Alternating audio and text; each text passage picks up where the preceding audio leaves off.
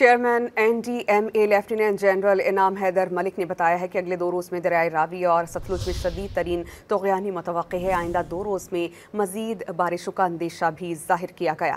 इस्लामाबाद में ब्रीफिंग के दौरान उन्होंने बताया कि दरियाए सतलुज में कसूर से इस्लामाबाद हेडवर्क्स के इलाके आम तौर पर खुश्क रहते थे, मगर इस बार उनमें भी काफ़ी पानी है। और ये भी बताया कि सतलुज के सैलाब से मुतासरा इलाकों से 1,90,000 अफराद को मुंतकिल किया गया।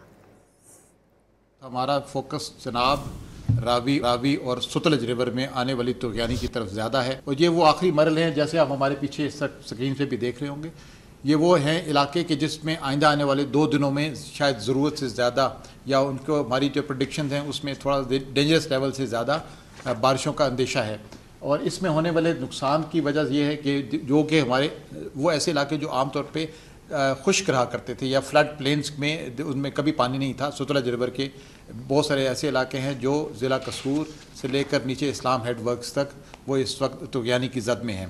आने वाले 2-2.5 दिनों के अंदर ये चनाब, सतलुज और रिवर रावी तीनों के अंदर मीडियम से हाई लेवल फ्लड का अंदेशा है, क्योंकि ऊपर Indian illegally occupied Jammu Kashmir में जम्मू के शुमार में भी काफ़ी बारिशें हुई हैं।